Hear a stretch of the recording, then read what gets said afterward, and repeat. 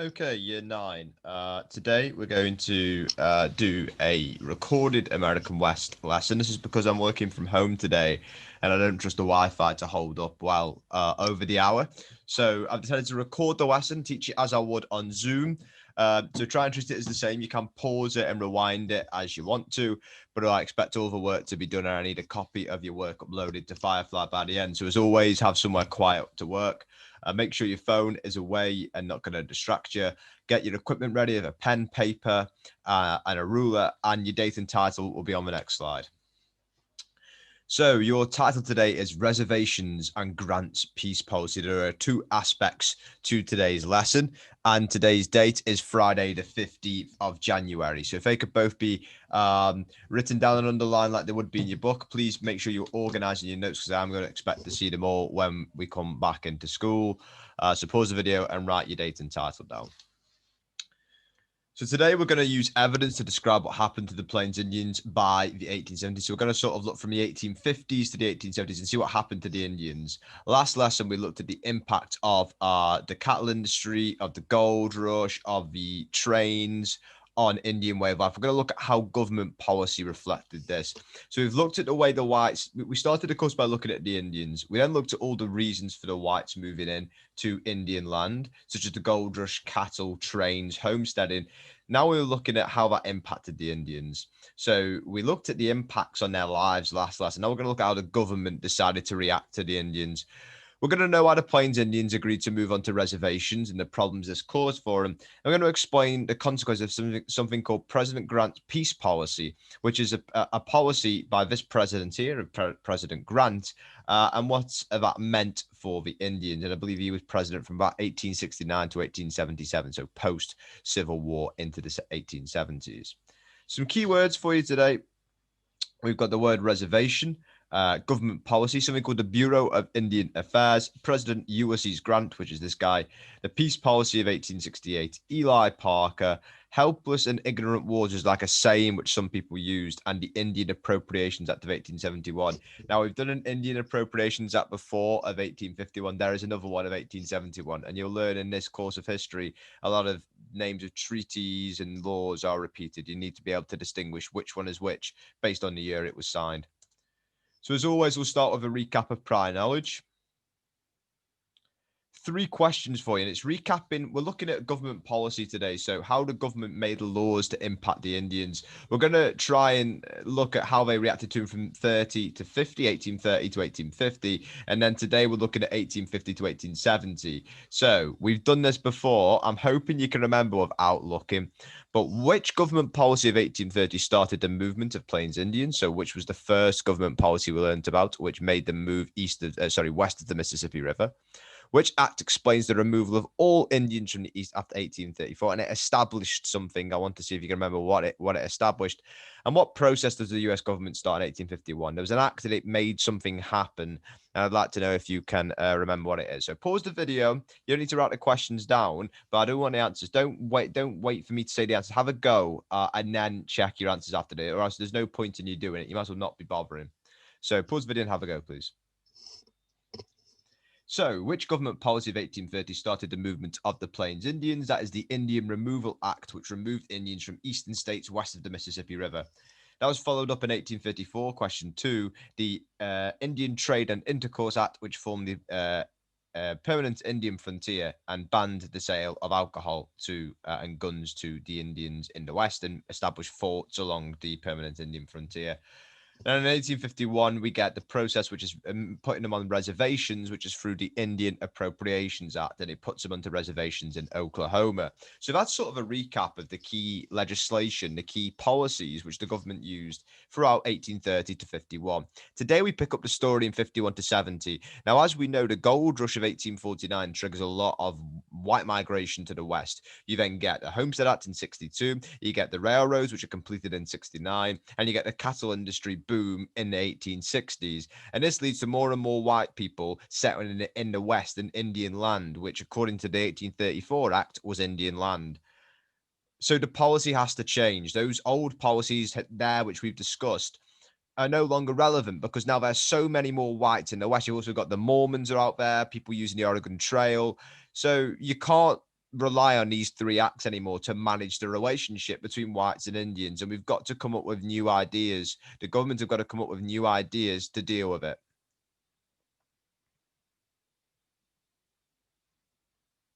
Apologies, there seems to be an error in my PowerPoint. Bear with me whilst I sort it. Apologies, I accidentally was flicking to the end instead of the next slide. It should be okay now. So I'm not going to introduce the main parts of the lesson. So, as we've discussed, as more white settlers moved onto the Great Plains, the US government continued to move Indians onto the reservations, which is a process they'd started in 1851 through the Indian Appropriations Act. Now, remember, a reservation is a small area of land where the Indians were confined to and they weren't allowed to move. And this obviously wrecks their nomadic lifestyle following the buffalo and hunting, but that's what happened to them. So, a reservation is a designated area given to a group of Plains Indians or tribes. And Plains Indians agreed to move on to the reservations for a few reasons. One, the government promised to not take away any more land. Two, they said they'd protect Indians from any attacks. And three, they give them yearly payments. Remember, that was the annuities which we had in the Fort Laramie Treaty. So if you look, this is the state of play in 1820 to 39. The white bits are white American land. The sort of brownie bits are Indian land, and these colored bits are when that bit of land was given from the Indians to the whites. The yellow bits or the gold bits, they become white land in 1820 to 24. The darker gold bits, 25 to 29, etc., etc. I'm going to quickly flip through these and watch the brown area, the Indian land, and watch it decrease in size as the years go on. So 1820 to 39, 40 to 59, 60 to 79. And finally 80 to like almost present day. We go back again. Now just focus on the brown bit. A little bit less.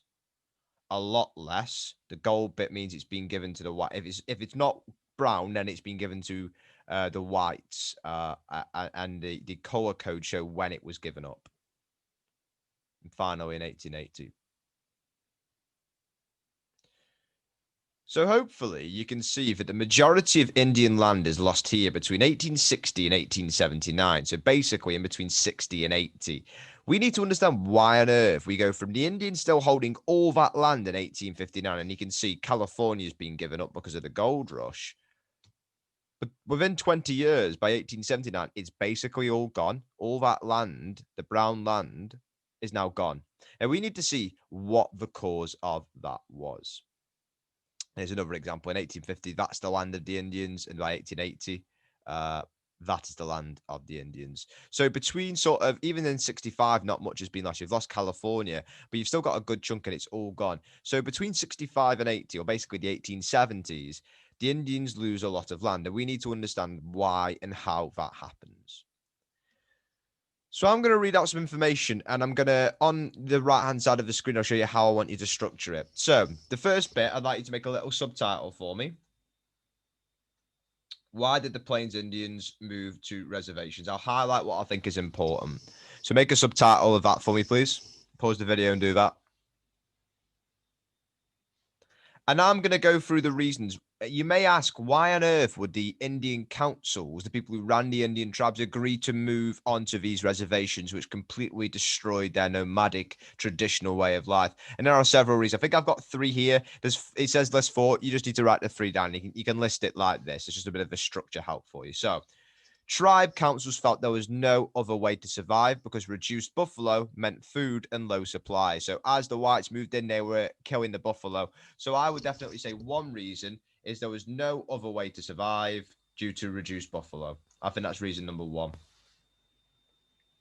Their freedom had been taken away by rapid white settlement. So as they kept coming in, they were threatening they were taking away their freedom of their nomadic lifestyle. And the US government promised that they would take care of the tribes in reservations. So I think you've got one, you've got two, and then you've got three. And I think they need to be written down, please, folks. So can you pause the video, make a note, and you can rewind it to see how I went through it. But the tribes thought there was no other way to survive because the buffalo was getting killed. Their freedoms were being taken away, and they were promised that they would be taken care of. And also one more thing, they were promised regular food and to be allowed to continue hunting on the hunting grounds in the area. So they were promised the food. So look, I've highlighted or boldened the government promises. They said we'll protect you and we'll allow you to hunt on these reservations. So really, in your notes, you need to be putting that, and I'm going to have to write this with my mouth, so I apologize, but no, and please write more than me. I'm just saying the key points you should have. No other way of surviving.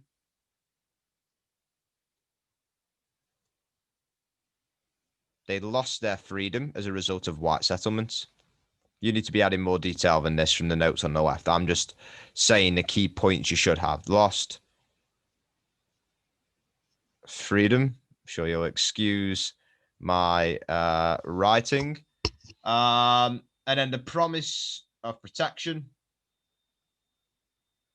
I'll just put promise and promise because there's two, but you need to say what the promises were. Promise of protection and promise of regular food and the ability to continue hunting on their reservations. Those were the reasons why the Indians agreed to give up their nomadic lifestyle, and they started to give up the land. So when we were going through this, and we can see how between 65 and 80 they give up loads of land, it's because the Indians are agreeing to go onto reservations. Why are they agreeing to go on reservations? Those reasons. No other way, they lose the freedom and the two promises of the government. So make sure you've got those down, pause the video, and then I'll continue.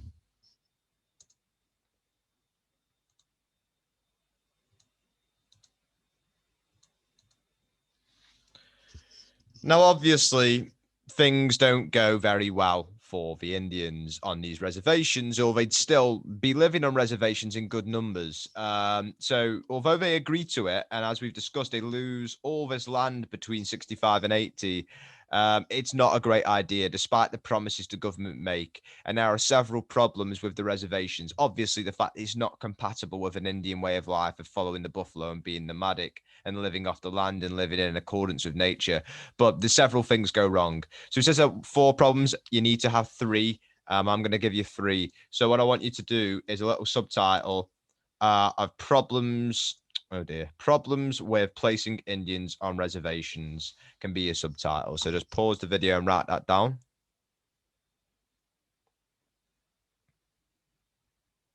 So what went wrong? The overall summary is it undermined the traditional Indian way of life. So the hunting, the nomadic lifestyle, and the nature, it undermined it. How did they undermine it? Number one, they were small and did not include Indian hunting grounds, so the Indians could no longer hunt.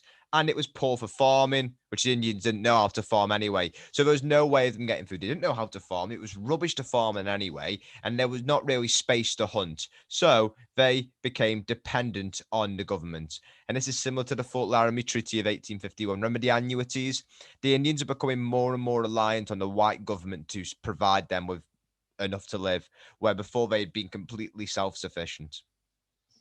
Second thing, and this was a key word, the Bureau of Indian Affairs, who ran the reservations. So it was an organization who would run the reservations and provide those resources and the protection which the Indians had been promised as part of the agreement to move on to reservations.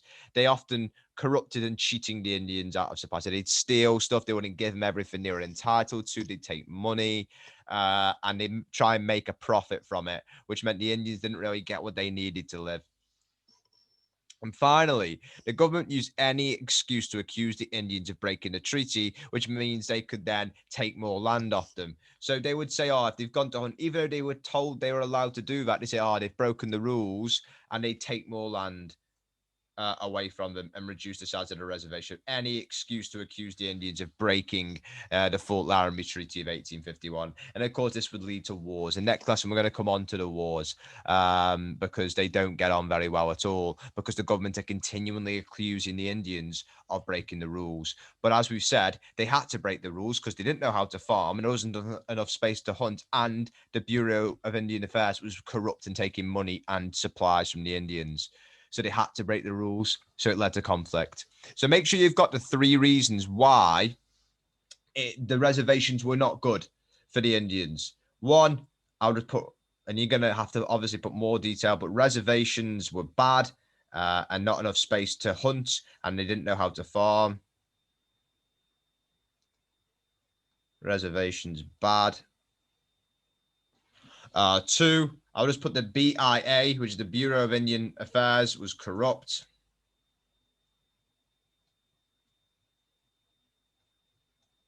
And finally, they were accused of breaking the rules, which would lead to them losing more land, even though they needed that land to hunt.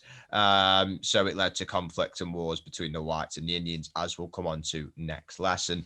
So even though they agreed to it with the 4 reasons, actually getting there, it wasn't very good at all. And it was really difficult for the Indians. So then we come on to it, President Grant's peace policy. So the Indians had started being put on reservations from 1851 onwards, but not at a massively quick rate because many Indians didn't want to. President Grant was elected in the back end of the 1860s. And remember, the back end of the 1860s into the 1870s is when a majority of the land. So as a result of President Grant's peace policy of 1868, and please write that down, 1868, a lot more Indians are put onto reservations. That is something we need to understand. Why does this policy, which is called a peace policy, lead to lots more Indians losing their homelands? So if your little subtitle for me could be President Grant's peace policy of 1868. Can you please make sure you know the date?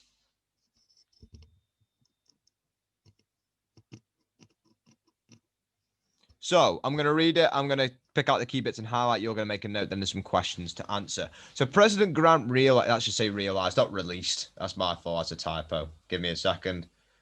Realized.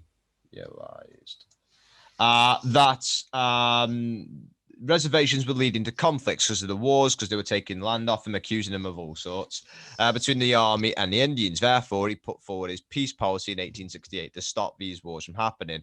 His aims were to improve the reservation system, and he did this in 3 ways. So, you know how we said how the Bureau of Indian Affairs were corrupt? He appointed new agents to look after the reservations, and they were Quakers who were fair and very peaceful, so the corruption would stop. So then the Indians would actually get the supply. So he appointed new reservation agents who were Quakers, who were less likely to be corrupt. He made an Indian, a Native American, an Indian called Eli Parker, the Commissioner of Indian Affairs. So his job was to sort of look after the Indians. And this guy was an Indian who could speak English and interact with the white government, but he sort of served as the bridge. And he said the government would spend $2 million to improve conditions in reservations and create new ones so there was more space. So overall, not bad ideas. The agents are now Quakers, so that's corruption. He's got an Indian running the reservations overall, and he's spending quite a bit of money on improving the reservations so the Indians have a better way of life. However, if they refuse to go onto the reservations in this peace policy, they'd be treated as hostile and force would be used against them. It means they'd be attacked and some people would be killed if you didn't agree to it. So you need to make a note of the 3 things he wanted to do to the reservation system, but also if you refused, what would happen to you? And the last thing you need to make a note is an act. It sort of builds off the peace policy. It's like putting the peace policy into law, and it's another Indian Appropriations Act. Now, how do I remember this? It's the second Indian Appropriations Act, and it happens 20 years after the first. 220. So the second Indian Appropriations Act happened in 1871, 20 years after the first one of 1851. And basically, this is fundamental. So I'd like you to please pay attention and make notes on this. This now didn't pretend that the Indians were their own nation. Previously, you had the white nation and the Indian nation, and the 1834 Trade and Intercourse Act had set up that frontier. So you had 2 nations. This now didn't consider Indians as their own nation. It considered them as people living in America, because America had now taken over nearly all of the American land. And they were now just people who needed to be looked after. They saw them as unintelligent, as savages, and as people that the white government needed to take care of. This is fundamental. This is really, really important. The Indians now don't have their own country. They are just, it's seen as helpless trespassers in white land. So can you please make a note that Indians were no longer an independent nation as a part of the Indian Appropriations Act of 1871, but people who needed to be looked after. Can you make a note of that, please? And remember the keywords at the start of the lesson. That they come up with a way of referring to this, to how they referred to the Indians, and they were called helpless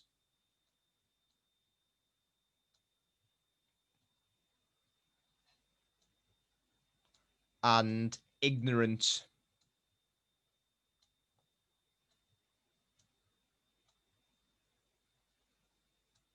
wards. Now, a ward is somebody you look after. So if you are somebody's ward, someone is looking after you because you are incapable of doing it yourself.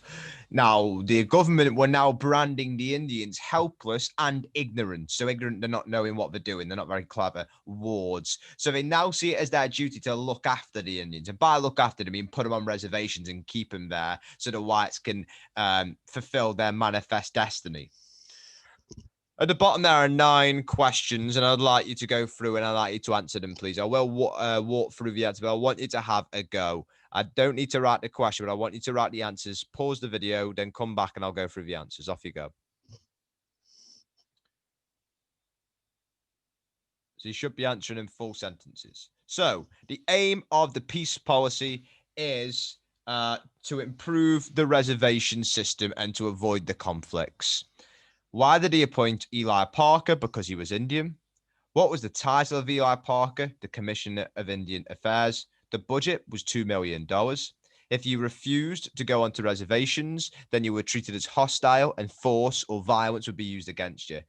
Ely Parker's attitude towards the Plains Indians was they were helpless and ignorant wards who needed to be taken care of.